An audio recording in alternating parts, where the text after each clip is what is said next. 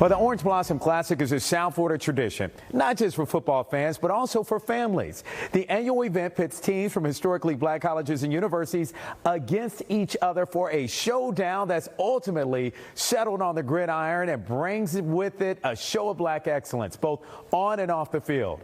Executive Director Kendra Bulluck-Major and Miami-Dade County Vice Chairman Oliver Gilber tells us why this year's celebration will be a literal game changer. All right, Commissioner Oliver Gilber, welcome to Voices once again, my brother. How you doing? I'm doing well. How about you, Jawan? I'm great, man. I'm great. Well, the Orange Blossom Classic, I mean, you're no stranger to it for a number of reasons, is, of course, there you go. Because one, you're a fan, but also before we get to you as a fan, being a FAMU alum, let's talk about the fact that not only in your district, but when you were mayor as well of Miami Gardens, let's talk about just what it means here to South Florida. You know what? The Orange Blossom Classic, when I was growing up, was one of those things that it wasn't just a football game. It was a community experience, and it brought all of us together. So you got to see schools and alumni and high schools, and you got to see parades and bands, and everybody cooked out, and it was truly a community event. And when we started talking about bringing it back, what struck me the most is that we could do that again, that could be special again. And so it has been. Last year was extraordinary. This year, thus far, has been extraordinary. So I have very high expectations for the game on Sunday. Well, the activities have already started with the Orange Blossom Classic. What's going to make this year's Classic the best ever? So, we had such a successful year in 2021, and our goal has just been to build upon that. Last night, we had our kickoff event at Sport of Kings in Hollywood. And then, of course, tonight we have our Battle of the Bands, which is at the Watsco Center at the University of Miami. So we are having fun all the way up until we kick off tomorrow at Hard Rock Stadium. I can't wait to be on the field at kickoff. You know, when they flip the coin and the game starts, the energy that's in the stadium. Energy is extraordinary. And so I can't wait for that because I know that FAMU is going to come ready to play. I know Jackson State's going to come ready to play. And so that's fine. They talk, we play football. So I'm looking forward to that. And listen, the halftime is going to be incredible. What kind of economic impact should we expect when it's all said and done? So when we put this event on last year, we were, believe it or not, at the height at the time of the Delta variant. Knowing what we were dealing with COVID, football being gone, for almost 2 years, 2 seasons. And we saw an economic impact of almost $12 million.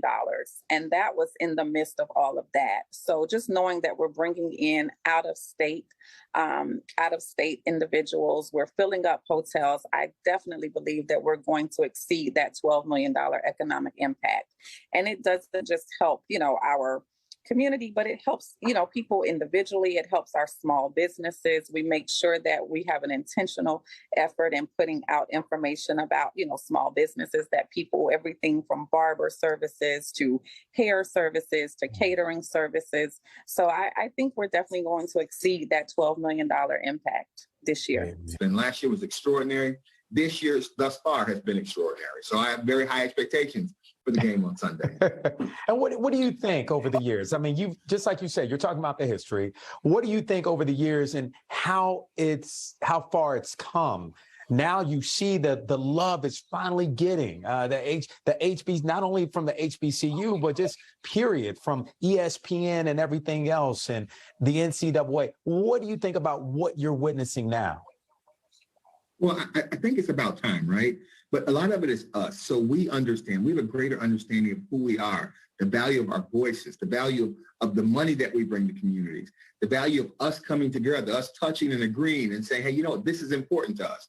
The Orange Blossom is important to us. HBCU educations, having Black kids who might not have had the best educational outcomes, have an opportunity to reshape their lives and really reshape the lives of their children and their grandchildren.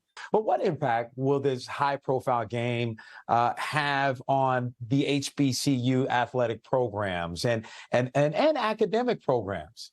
Mm-hmm. So it's the same thing when you have our game is nationally televised on ESPN2. Last year, 2021, we were the second highest rated game in week 1 of football.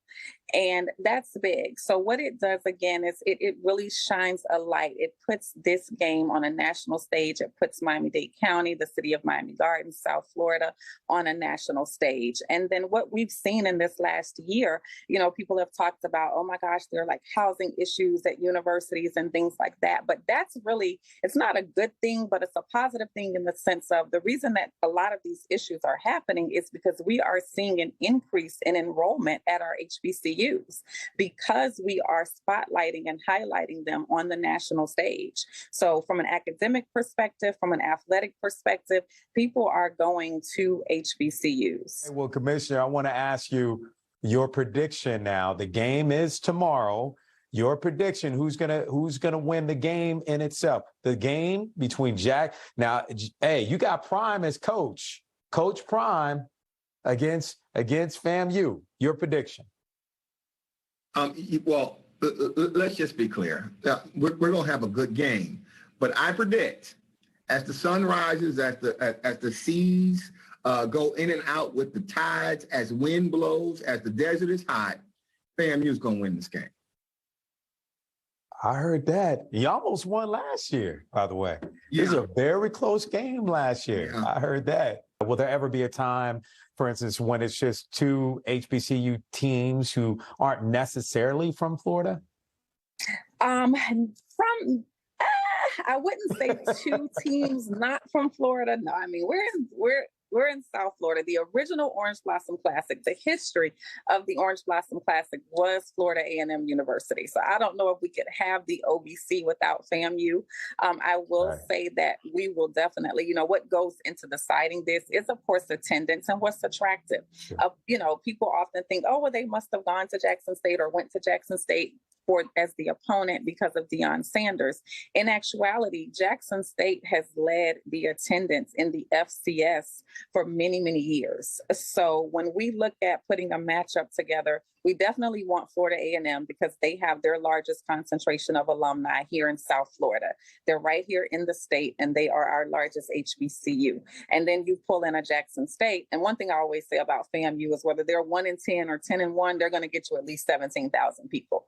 So that's, there's just something about Rattler Nation that, they're coming out. And then you bring in another university like Jackson State that leads in attendance, and then you just put the icing on the cake with the Deion Sanders, you're going to have a good matchup. So we look at tradition, we look at attendance numbers, we look at travel distance, because we are somewhat at the bottom. So we make sure that, it's easily accessible from Atlanta airport where everybody can fly in. Yeah. So we take a look at all of those factors to determine the matchup.